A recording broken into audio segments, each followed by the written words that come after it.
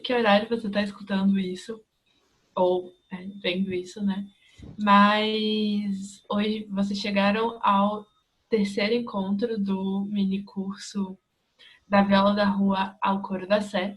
E vocês viram ali no início com o Fernando e com o Alexandre sobre um pouco sobre paleografia, sobre como que isso dá esse processo, né? E aí agora a gente vai fazer uma parte um pouco mais prática, que foi pequena, uma pequena pesquisa que a gente fez sobre a música no Brasil colonial a partir de dois documentos que a gente vai apresentar lá no final para vocês. Meu nome é Isabel e eu estou junto com a Júlia e a gente vai apresentar para vocês. Oi, gente, bom dia. A gente fica feliz que vocês chegaram até aqui, espero que estejam gostando. Eu sou a Júlia, como a Isabel falou, e agora é quase como se fosse a prática da prática, né? A gente vai pegar tudo aquilo que a gente viu com o Alexandre e com o Fernando, e é como se a gente estivesse usando. Como não? A gente realmente usou, a gente foi naquele site, a gente fez tudo aquilo que eles falam, então esperamos que vocês gostem. Aqui a gente trouxe um pouco do recorte que a gente está usando, né? De o que seria essa música colonial, com essa citação do Castanha, que é: ao falarmos de música no Brasil colonial, estamos nos referindo a toda a música que se produziu no país entre 1500 e 1822, seja ela de origem indígena, africana ou europeia. A gente trouxe essa citação, né, realmente só para falar o recorte. Então, o Brasil colonial vai ser ali 1500 a 1822, e a música que iremos falar do Brasil colonial não vai ser só de uma origem, então, né, ela pode ser de várias origens, indígena, africana, europeia, e é isso que a gente vai mostrar para vocês.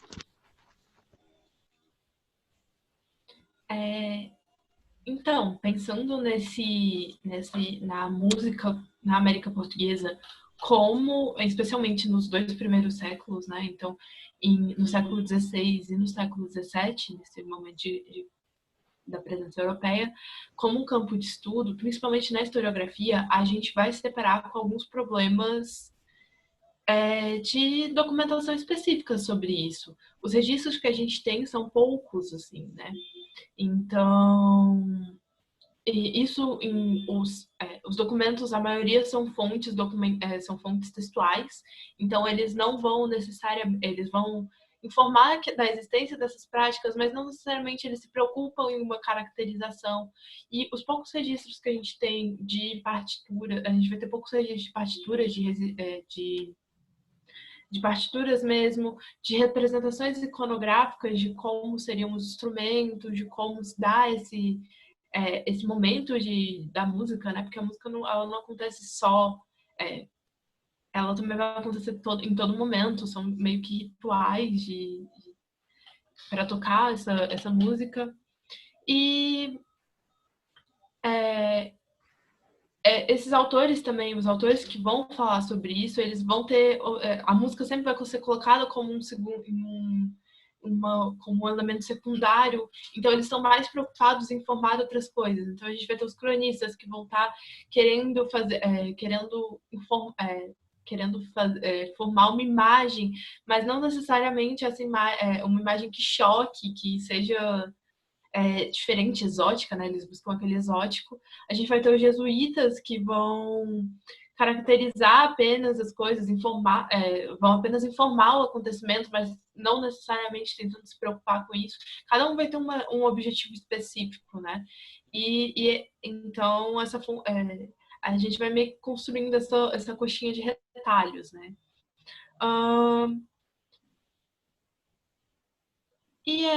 Assim, até o século XVIII a gente não vai ter muitos autores que de fato vão estar preocupados em reconstruir essa prática musical, em reconstruir, em demonstrar, né? Reconstruir não, né? Mas em informar como que se dava essa prática musical e tudo mais.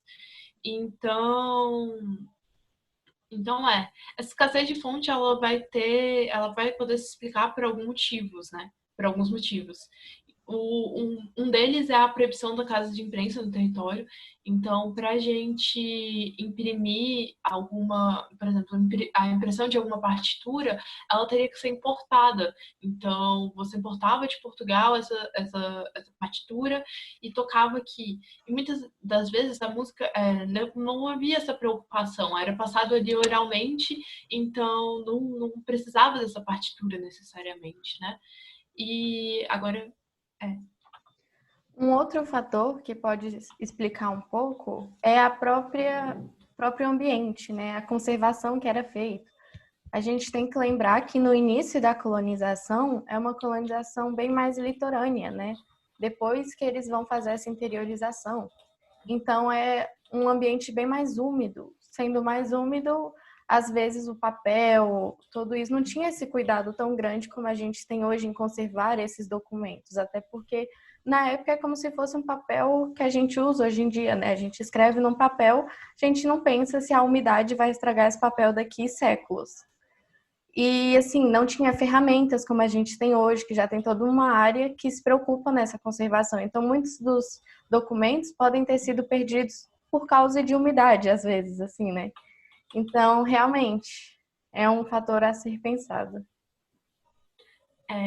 Outro ponto que a gente pode levantar é a grande diferença regional entre, enfim, o que era o Brasil colonial, né? Então, vão ter capitanias que vão ter mais registro, normalmente isso está atrelado à questão econômica, então aos ciclos econômicos.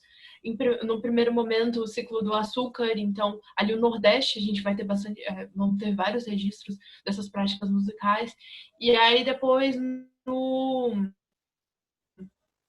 depois já em um segundo plano ali em Minas Gerais com o ciclo do ouro. Então a gente percebe que essas diferenças regionais elas também vão interferir na disponibilidade de documentos que a gente vai ter. E por último, a gente trouxe um quarto fator que inclui um pouco desses fatores que a gente já falou em cima, né? Que é uma noção de identidade vaga. Como a gente, por exemplo, eles não podiam imprimir coisas no território, sempre vai ter uma ideia assim de que isso daqui então seria uma cópia de Portugal, ou essa partitura ou esse documento seria de Portugal e não daqui. Então, se você não pode construir, né, as suas coisas aqui, se você não consegue imprimir, você não vai pensar que é seu, né, que é desse território. Você sempre vai estar ligado a Portugal, na América Portuguesa, por exemplo. Então, assim, e além disso, né, temos um território muito vasto. Se hoje em dia a gente tem dificuldade de falar, por exemplo, que o frevo é uma dança típica do Brasil inteiro, a gente não fala isso, a gente sabe que é regional. Da mesma forma, naquela época, vão ter características regionais que vão dificultar o território como um todo de se ter uma identidade, de se achar aqui e não sempre estar ligado a Portugal. Se você não tem isso, você não vai querer guardar suas coisas, você não vai ter esse cuidado tão grande de guardar de conservar o documento, as partituras, de escrever as partituras, porque é uma cópia de Portugal. Nisso eu acho importante ressaltar que esse sentimento de nacionalismo, de identidade nacional, ele só vai ser buscado mesmo lá para o século XIX. Então, a gente ainda vai ter um período bem grande que não vai ter tanta essa importância de construir essa identidade nacional, né? Então, é isso, acho que a gente já pode passar. Agora a gente trouxe alguns exemplos de partituras de registros musicais que a gente encontrou. O primeiro deles ali na esquerda é, um registro de um canto-chão. Ele é de Lisboa, de 1525. Ele é bem diferente do que a gente tem como partitura hoje em dia, né? Então, a notação era uma notação bem diferente. E a Júlia vai explicar um pouquinho pra gente. Então, como a Isabel falou, o da esquerda, então, ele é esse cantochão, que as duas partituras são de música sacra. E o cantochão, então, especificamente é do século XVI, ele foi feito em Lisboa, e o nome dele é Liturgia Ritual Gradual Kyrial. Esses quadradinhos que vocês veem no cantochão, eles são chamados de neumas, né? Então, não é tão familiar para a gente como é mais um pouco a partitura que está na direita. Era bem diferente, tinha toda uma diferença. Não vou explicar muito do cantochão, era mesmo só para trazer essa ideia, para trazer uma ajuda visual para a gente saber um pouco melhor. E a foto da direita, então, o nome da obra é Missas, Credo, Santos, Agnus Dei. Foi publicado entre 1780 e 1850. O autor é Marcos Portugal, que um pouquinho mais para frente a gente vai voltar nele. E essa é uma obra que é para coro, né? Então vai ter partitura para soprano, para tenor, para vários tipos de vozes. E também para vários instrumentos. Então tem o fagote, tem o oboé, tem o violino. Essa que vocês estão vendo é um pedaço, é um trecho do que seria para um violino. E a gente, como a gente sabe que nem todo mundo que está assistindo aqui tem um conhecimento musical, assim, consegue ler uma partitura só de olho. Então a gente decidiu gravar um vídeo, ou gravar um áudio, perdão. Eu gravei no piano. E para vocês terem essa noção, assim, é importante ressaltar que essa é uma obra para violino e eu toquei num piano. Então já tem uma diferença notável, assim, do que seria o som. E só uma ressalva, eu não sou música profissional, não trabalho com isso, mas eu estudo há bastante tempo, então eu tenho uma boa ideia de como ler uma partitura e tudo mais. Então eu espero que vocês gostem. Eu vou só aumentar aqui o som.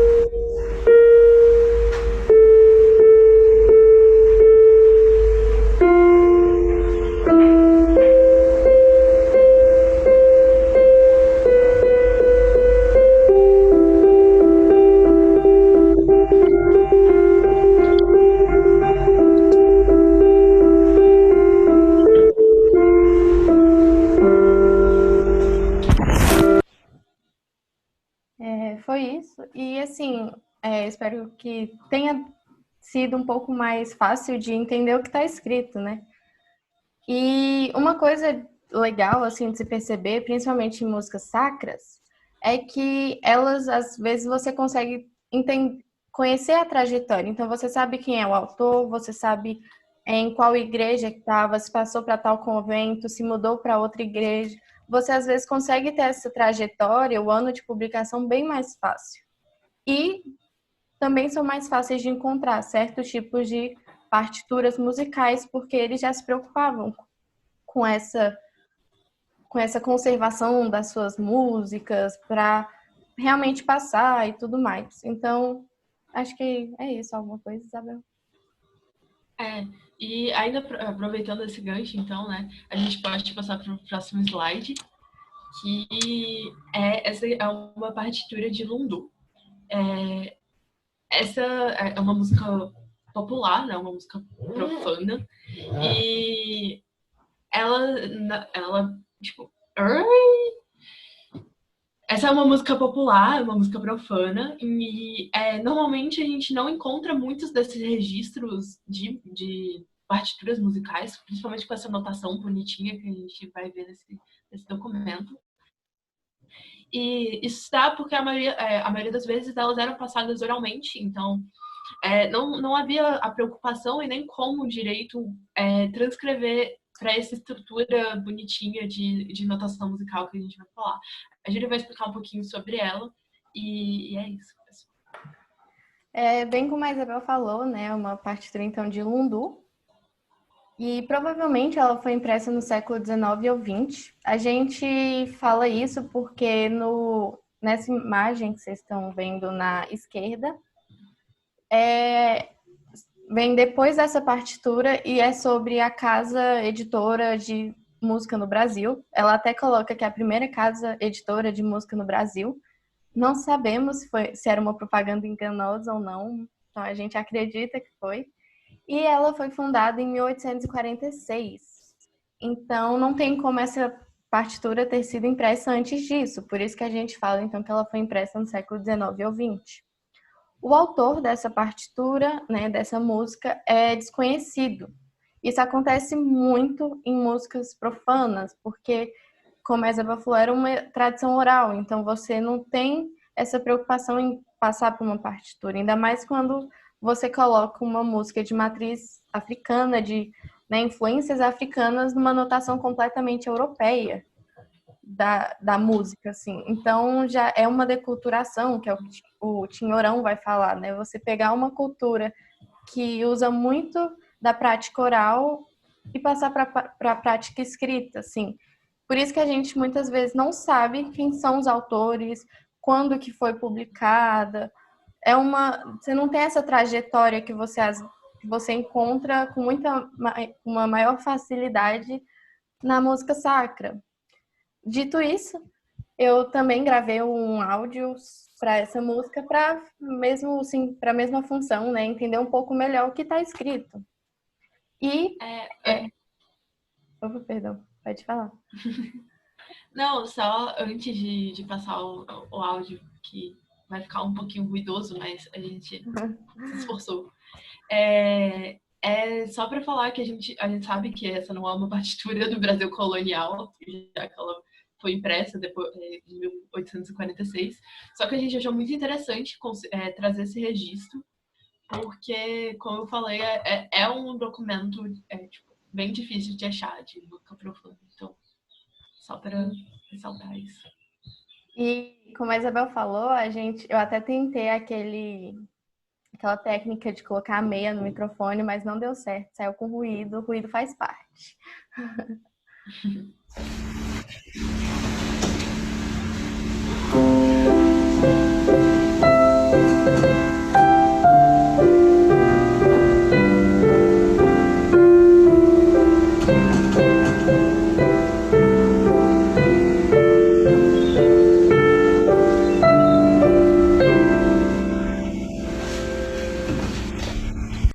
Esse áudio, então, ele tem essas 3 linhas que vocês estão vendo na partitura, ou seja, a parte que seria para o piano e a parte que seria para o canto. Nem eu e nem a Isabel sabemos cantar, então a gente realmente, eu coloquei tudo no piano, como se fosse tudo para piano. E tem um segundo áudio que seria só o piano, então seria essa parte do piano e teria alguém cantando por cima a letra.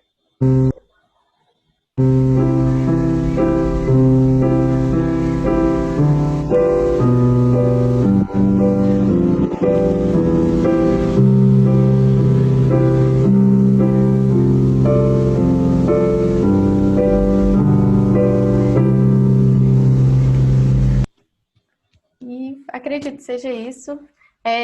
São músicas, assim, são incríveis, né? Seriam áudios de WhatsApp que eu escutaria sem o menor problema. 5 minutos de áudio eu escutaria feliz. Mas que às vezes acaba não tendo, porque a gente realmente perdeu uma grande parte de documentação ou ainda não foi estudada. E, assim, são partituras realmente muito ricas, tanto para a música quanto para estudar a influência dela e a cultura e tudo mais. Alguma coisa? Pode passar. Agora a gente vai falar um pouquinho sobre quem eram os agentes, né? Então a gente viu ali alguns exemplos desses registros musicais. E agora a gente vai falar quem eram os agentes das práticas musicais aqui no Brasil, né? O primeiro que a gente trouxe é o Luiz Álvares Pinto. Ele é pernambucano, ele é um compositor e músico, e ele acredita-se que ele foi um dos primeiros músicos a irem estudar na Europa. E a gente sabe que ele teve um trabalho enorme com obras, muitas obras, ele compôs muito, mas a grande parte disso se perdeu com o tempo. E, no entanto, ainda assim, ele é o que possui maior acervo. Então, a gente tem muita documentação dele, não muita, mas uma documentação considerável dele, assim. E outro músico que a gente trouxe, né? Eles sempre apareciam muito nos textos, nos artigos que a gente estava lendo, e um deles era o Marcos Portugal, que é aquele da partitura da música sacra, que a gente tocou o áudio. E enquanto isso, a gente também tinha muitos documentos que a gente foi pegando no Arquivo Histórico Ultramarino, no Projeto Resgate, sobre músicos e tudo que estava relacionado à música. E uma considerável parte eram pedidos de passaporte, porque em 1709, com a Corrida do Ouro, a coroa ela proíbe das pessoas virem para cá sem uma licença, sem um passaporte. Então, tem vários documentos de músicos pedindo passaporte para vir para cá. Esse, por exemplo, que a gente colocou é de 1812, e um dos músicos é o músico, né? É Simão Portugal, mestre de música, e ele está pedindo esse passaporte para ele e para a família dele. A foto na direita, a gente colocou uma setinha assim, é justamente o nome dele, mestre de música Simão Portugal, e em cima fala relações às pessoas, nananã, para o Rio de Janeiro. E ele tá lá, então ele tá pedindo esse passaporte. E em 1820, a gente achou uma partitura que era do Marcos Portugal e do Simão Portugal. E aí a gente ficou, e fomos procurar essa relação deles dois. Quando vimos essa relação, é que eles eram irmãos. Então, o Marcos Portugal ele já fazia um pouco de fama aqui no Brasil, ele já era um músico um pouco mais conhecido. E Simão Portugal, em 1812, pede para vir para o Brasil. E aí eles têm essa partitura desde 1820, que a gente acredita, né, ter sido composta aqui no Brasil já. Até porque, assim, ele estava aqui.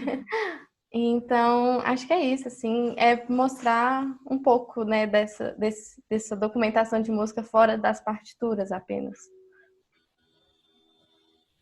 Sim. Então, agora a gente já viu um pouco desses registros, já viu sobre os músicos, e a gente vai ver sobre quais eram os instrumentos, né, os principais instrumentos que eram usados aqui. E para poder. Nossa, tá com ruído. Tá. Enfim, os instrumentos que eram usados e que vão compor essa prática, né? A Júlia vai falar um pouquinho sobre eles, então. O mais da direita, tô com dificuldade entre direita e esquerda. É o cravo. Essa é uma foto de um cravo do século XVII. Ele foi conservado, então ele é realmente bem próximo do que seria ele no século XVII. Ele normalmente é música sacra, mais utilizado pelo menos no começo para música sacra, porque era caro, porque você importar um cravo, se a corda estoura, porque era pinçada a corda no cravo, né? Então, assim, era um custo bem maior do que, por exemplo, a viola, que é a foto do meio, que é um instrumento mais barato, né? Em vez de importar um cravo, você consegue importar 10 violas, eu acho, não sei. Então, é um instrumento mais barato, ele vai ser mais popular, é mais fácil de carregar, ele vai ter uma versatilidade maior e ele também vai mudar muito. Há vários tipos de viola, vários tipos de viola, vários formatos, várias cordas. No século XVI, o taborda, ele fala que no século XVI são 3 cordas duplas e uma prima simples. No século XVII ganha mais uma ordem de corda. E na metade do XVIII mais uma. Aí vai ficar 6 ordens de cordas duplas, que depois vão virar corda simples, que depois pode ter sido pode ter sido a origem da viola caipira, que depois vira o violão. Então, assim, a viola sofre muitas mudanças ao longo da música profana. Então, é por isso até que está no nosso título, né? E por último, mais à esquerda, é a maraca de Aguaí. É um instrumento indígena. Aguaí são essas conchinhas. Essa maraca de Aguaí seria como se fosse uma tornozeleira, então você usaria ali no pé. Mas tem maraca de Aguaí para o pulso, tem chocalho na mão que você segura. Tem vários tipos de maraca, da mesma forma que tem vários tipos de viola. E a maraca de Aguaí, ela vai ser citada pelo André Tevet. Eu não sei, é francês. E quando ele vem para cá, muitos viajantes vão falar de maracas, mas a maraca de Aguaí especificamente é o André Tevet que fala. E assim, são instrumentos, também vai ser utilizado para música profana, né? E são instrumentos bem recorrentes. Uma coisa interessante é que esses instrumentos, aqui no Brasil, pelo menos, eles vão ser utilizados em ambas as músicas, né? Então, tanto na profana, em um período, tanto na profana quanto na sacra vai ser utilizado esse instrumento. Obviamente, em algumas com mais intensidade do que em outras, assim. E a gente também trouxe alguns outros instrumentos, então a voz, o canto, a rabeca, a flauta e o órgão já um pouco mais para frente, e os tambores. Então agora eu vou falar um pouquinho com vocês sobre música como instrumento de catequização. Já nos primeiros anos da presença do jesuíta aqui no Brasil, o ensino musical ele foi uma ferramenta importante no ministério com os povos indígenas. E uma coisa que eu achei bem interessante, quando eu pesquisei, enfim, foi que houve uma troca muito grande. Então, a música era usada como no ensino base. Então, os meninos os meninos tupis, os jovens tupis que os jesuítas meio que abrigavam, catequizavam e tudo mais, eles vão começar a aprender cantigas e orações, tanto em português quanto em tupi. E essas cantigas e essas orações, elas vão ser tocadas também no mesmo ritmo da música indígena, que é das práticas musicais indígenas. E eu achei isso muito interessante, porque a gente sempre pensa que não vai haver essa troca, né? Mas, enfim, é uma coisa que vai acontecer. Um nome que relatou isso, que trouxe muito isso, vai ser um padre Manuel da Nóbrega. Ele vai ter vários escritos onde ele vai relatar essas práticas, ele vai defender essas práticas. E isso não foi muito bem visto por Portugal. Então, ele sempre vai tentar, vai ter sempre essa troca de cartas falando sobre quais eram, se isso era proveitoso, se não era proveitoso. O Castana vai trazer que as versões em português dessas cantigas, elas eram úteis para o aprendizado da nova língua, e as em tupi para a disseminação das ideias cristãs dos catecumenos e seus pais. Então, a gente vai perceber que essa foi uma prática muito interessante, né? Outro. Mas isso não durou muito tempo, então em 1553 vai ter a proibição do uso da música cristã fora do ambiente da igreja.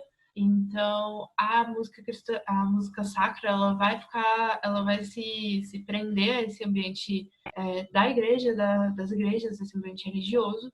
Então elas deveriam ser tocadas na maneira de tocar portuguesa e elas deveriam seguir todo um padrão, assim, né?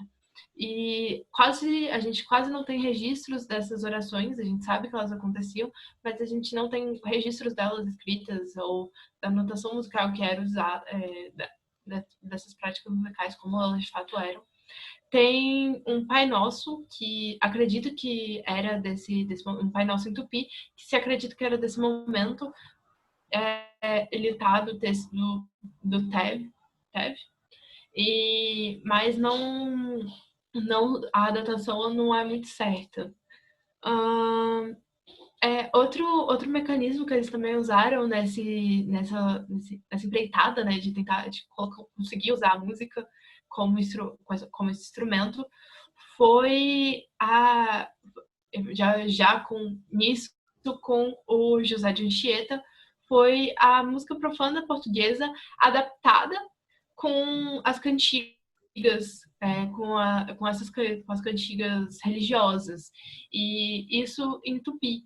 Então, vão ter as orações do Pai Nosso, o Credo, eles vão ser transcritos para o tupi e adaptados para que seja tocado nesse ritmo de música profana portuguesa.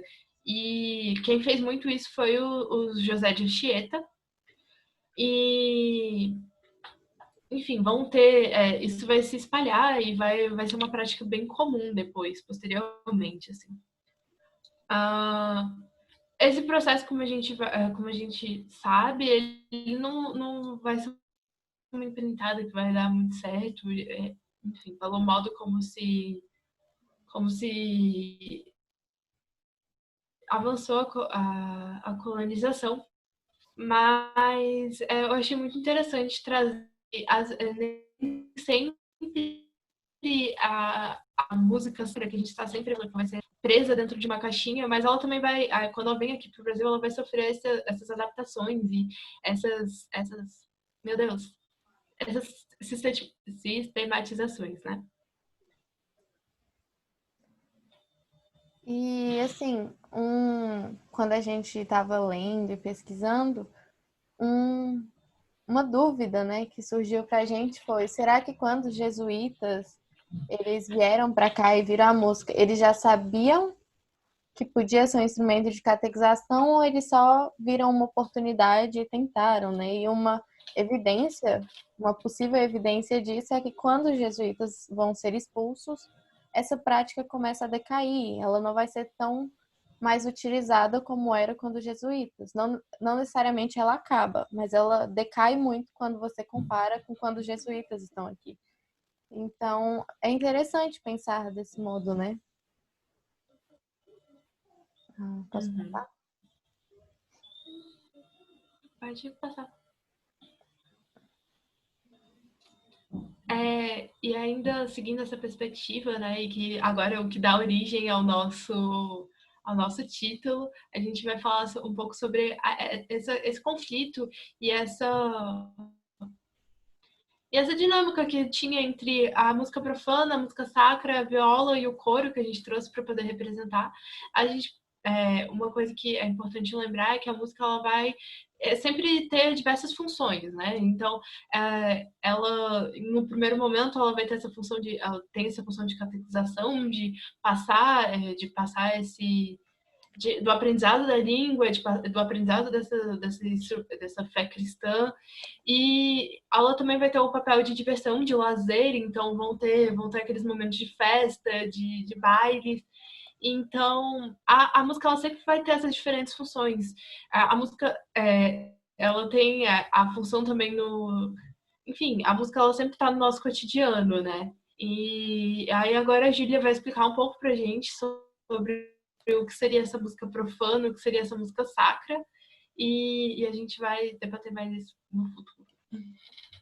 Então a gente finalmente chega no nosso título, né, e o porquê de termos escolhido ele, como a Isabel falou, que é da viola de rua ao coro da sé.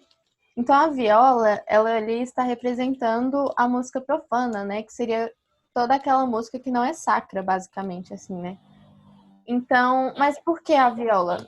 A viola, ela é muito versátil e nesse período que estamos falando, que é o Brasil colonial, ela vai realmente chegar para todos por ser mais barata, por ser mais fácil de carregar, pelo seu som, por vários motivos. E é como Ruas, ele coloca que nos meios urbanos e rurais, por nobres e homens comuns, por brancos, índios, mulatos e negros, por nativos e estrangeiros. Ou seja, a viola realmente, ele está falando da viola nessa citação, e realmente ela consegue chegar para uma população bem maior do que às vezes a música sacra, que tem períodos que fica um pouco dentro da igreja, ela não sai assim tanto. E já a viola não, ela desde seu começo ela já atende uma população bem maior, assim, né? Quando eu falo população, eu estou dizendo que são todo mundo, então meios urbanos, rurais, são nobres, são homens comuns, são brancos, Então essa viola tem a versalidade e ela se altera muito. Então, como eu falei nos instrumentos, quando eu falo da viola, ela tem uma mudança significativa, ela vai mudando, ganha corda, perde corda.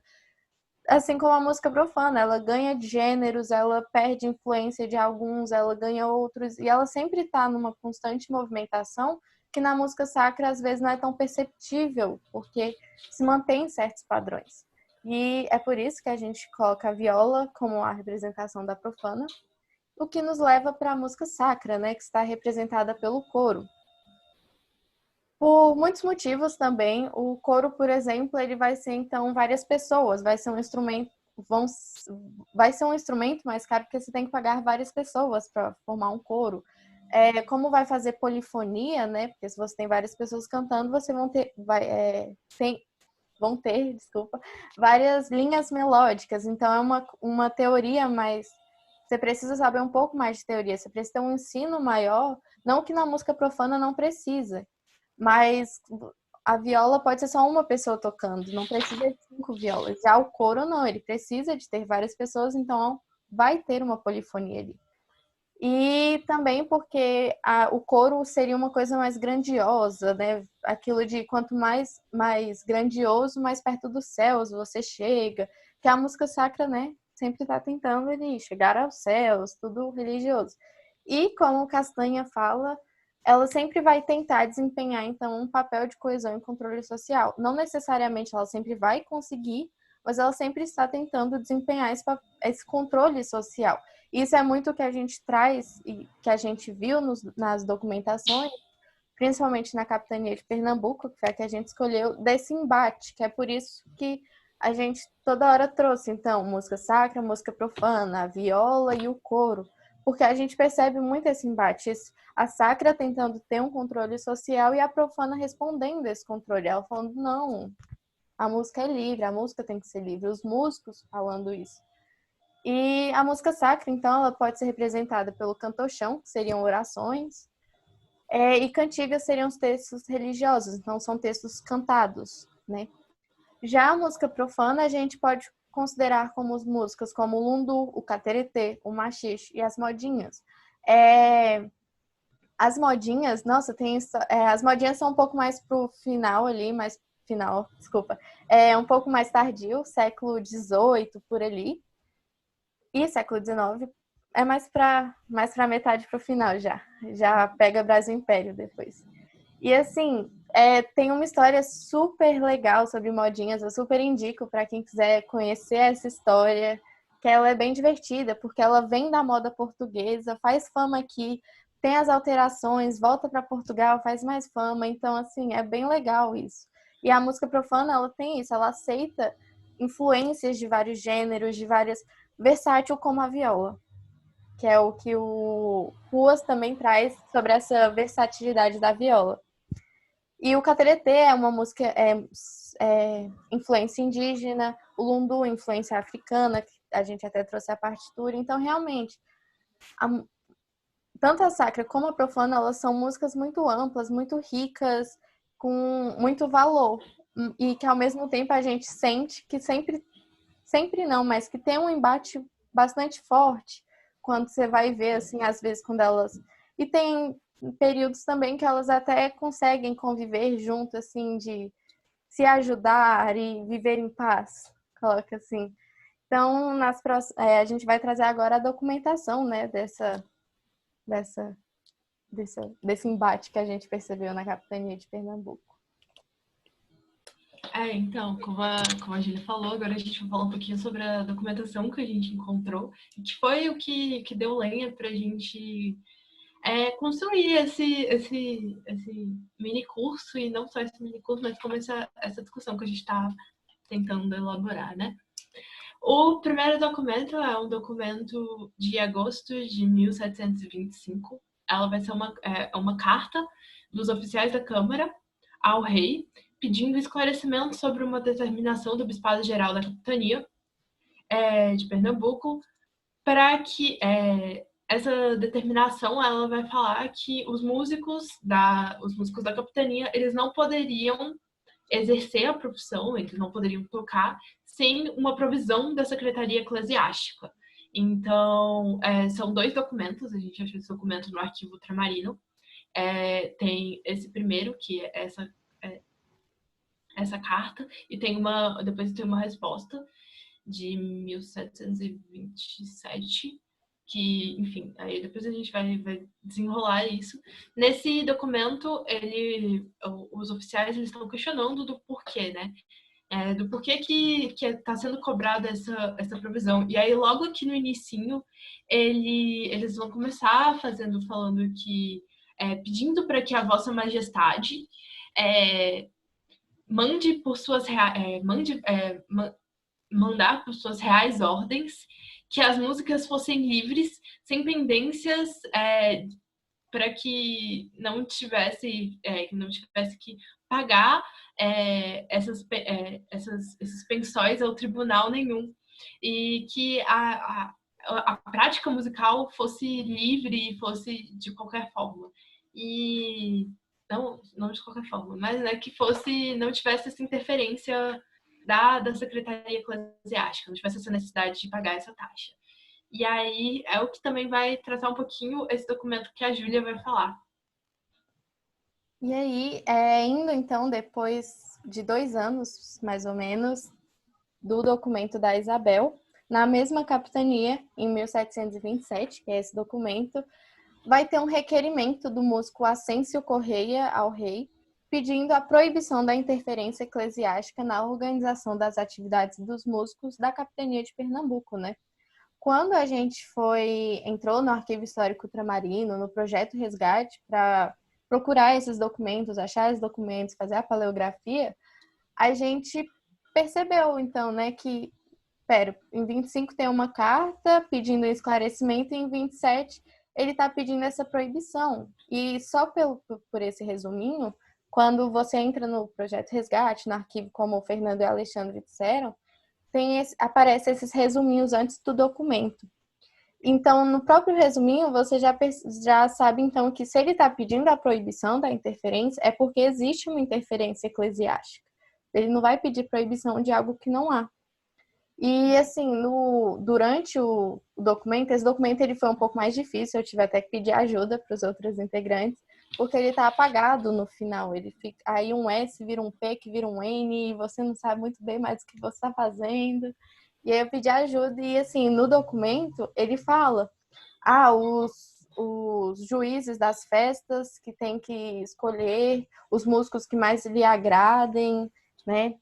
Depois ele fala que é uma obrigação pagar 2.000 réis para a igreja, né? Para o eclesiástico, assim, vamos colocar. E, assim, no texto ele vai falando que a música tem que ser livre, que tem que chamar os músicos que gostem, que ele era um músico. E eu trouxe a transcrição das primeiras 4 linhas, que eu sempre gostei muito na oficina permanente de paleografia, né?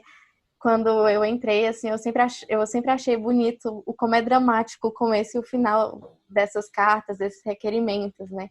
Então ele fala: recorre-lhe a Vossa Majestade Ascenio Correia, morador em a cidade de Olinda, capitania de Pernambuco, que estando ele suplicante, exercendo a arte da música com escolta pública, cantando nas festas e enterros aqui.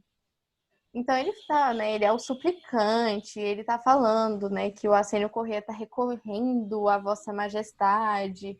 Eu acho isso sempre bem dramático e bonito, assim. Mas passar aqui agora. Então, encaminhando já para o final do nosso encontro, agora a gente percebe a paleografia musical, né?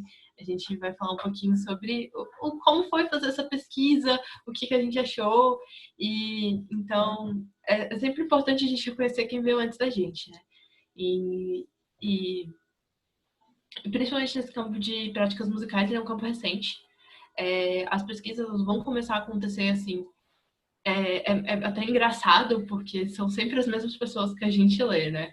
Ele vem ele começa ali no século XX e são sempre as mesmas pessoas. Então, era muito, muito engraçado que a gente lia um artigo e aí esse moço citava o outro moço que também citava esse que estava citando ele. Então, era sempre essa troca, assim. É um campo bem, bem recente, assim. E então a gente trouxe como exemplo o Francisco Cortilage, Ele foi o pioneiro na musicologia da América Latina e ele foi conhecido pelos seus estudos sobre a música colonial de Minas Gerais. Essa é uma citação da Ausch. E é isso, assim, sabe? É um campo que eu particularmente gostei muito de ter esse contato. Eu não esperava, na verdade. Então, eu espero conseguir continuar tendo ainda um pouco desse contato com ele, que realmente foi muito divertido.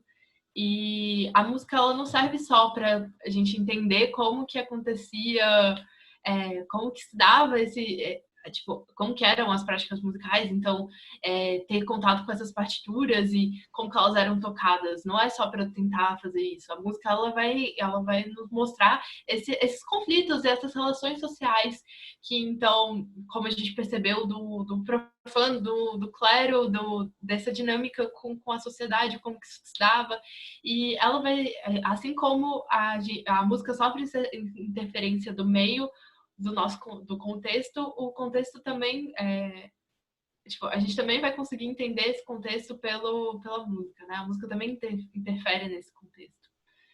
E então é isso, assim, essa pesquisa normalmente ela não é feita por musicólogos, por historiadores, né? É um campo também bem recente na pesquisa histórica. Realmente, assim, é como a Carla Blomberg, ela aponta, o Brasil seguiu uma tendência oposta à do exterior, onde grande parte de historiadores da música são historiadores, ou seja, aqui no Brasil, muito dessa pesquisa, dessa produção de história da música, vão ser feitas por musicólogos, etnomusicólogos. E assim, eu particularmente estou acostumada a ler muito historiador por conta das matérias e tudo mais. E eu senti falta dos historiadores, né? A gente lia um texto, chegava no final e era um musicólogo, era um etnomusicólogo. Nada contra os musicólogos, super, vocês são super legais, mas senti falta dos historiadores e acho que é isso, né? Trazer a pesquisa para a gente também e tudo mais. E assim, é como a Isabel falou, uma área recente, então tem muitos temas para ser abordados, estudados, pesquisados. Tem capitanias que, por exemplo, a gente achava um documento e esse documento era super legal. Tem o do Padre Barulhento, que a gente chama, que é, um, é uma reclamação, porque o padre está incomodando com a música dele. Tem temas que a gente nem chegou a tocar aqui, como a atuação das mulheres na música do Brasil colonial. E, assim, é realmente como a Isabel falou, a música não fica ali só na caixinha dela de partituras e descobrir como era tocado, como era o som, mas o contexto influencia a música e a música influencia o contexto em que ela está, né? E assim, eu realmente gostei muito e são passos iniciais para a gente, né? A gente quer continuar a pesquisar e descobrir coisas e Agora, como vocês já fizeram nos outros dois encontros, a gente tem uma proposta de paleografia. Esse é um documento da Bahia, de 1732, do bispo pedindo dinheiro para poder pagar os músicos. E a gente quer propor que vocês tentem. Esse é um documento que a gente escolheu com carinho, assim, ele tem uma letra boa e ele tá bem facinho de ler. Bem fácil não, mas tá fácil, vocês conseguem, um pouquinho de esforço. a gente fez E aí, escolheu com carinho. sim. E então a gente queria propor que vocês fizessem pelo menos um parágrafo, não precisa transcrever o documento todo. Se vocês quiserem também tá ótimo, mas não precisa transcrever o documento todo. Nomear esse documento, a gente pede para nomear o documento como atividade paleográfica 3 e o nome do participante. Isso vai contar com uma presença. E lembrando que para poder ganhar certificado vai ter que se inscrever no SIGA, na atividade no SIGA. E no mais é isso, assim, gente. Obrigada por assistir a gente. Espero que vocês tenham achado tão interessante quanto a gente achou de fazer isso. A gente realmente se divertiu bastante fazendo. Queríamos também agradecer por todos. Eu queria agradecer os meus colegas que trabalharam comigo nessa, então Agradecer também ao professor André por ter trazido essa oportunidade, né? Então, a oficina. Convidar vocês a participar da oficina. É muito legal, gente, de verdade. A gente aprende coisas incríveis, lê os documentos. Eu adoro saber essas trivialidades e casos. Então, com os documentos, a gente sempre vai conseguir achar alguma coisinha desse sentido. Então, se você também é curioso para poder saber esses bafões históricos do passado, vem com a gente, vem fazer parte da oficina. A gente tem redes sociais, porque nós somos chiques agora. Então, estamos com o Instagram, que a gente vai deixar o link aqui embaixo também. Se vocês tiverem interesse, a Júlia vai falar qual que é. Isso. Se vocês estiverem ansiosos demais, querendo ir lá, conhecer a gente, falar com a gente, só colocar no Instagram paleo.nb que vocês encontram a gente. Só reforçando, então, aqui na descrição do vídeo vai ter o formulário para vocês mandarem a paleografia. É muito divertido, então façam realmente. E vai dar a presença, né? E também vai ter o link para o SIGA, se vocês ainda não tiverem se cadastrado, vai estar aqui embaixo. E também vai ter a pasta, uma pasta com as 3 atividades paleográficas para vocês enxergarem melhor, poder dar zoom, tudo isso para ficar mais fácil ainda. A paleografia. Então, o Instagram é paleo.nb. Vão lá, sigam a gente. O convite está aberto para quem quiser fazer parte da oficina permanente de paleografia. É muito divertido. Você descobre cada coisa, cada documento é um mundo a ser descoberto. E, assim, é realmente um contato bem, bem próximo e bem legal. Agradecer também a todo mundo que assistiu. Obrigada pela companhia aí.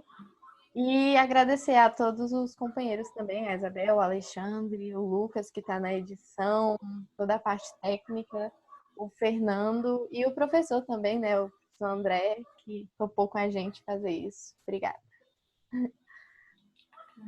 Tá. E Tchau, aqui são gente. Muito nossas obrigada. referências. Então tá, muito obrigada, gente. Até a próxima, eu acho.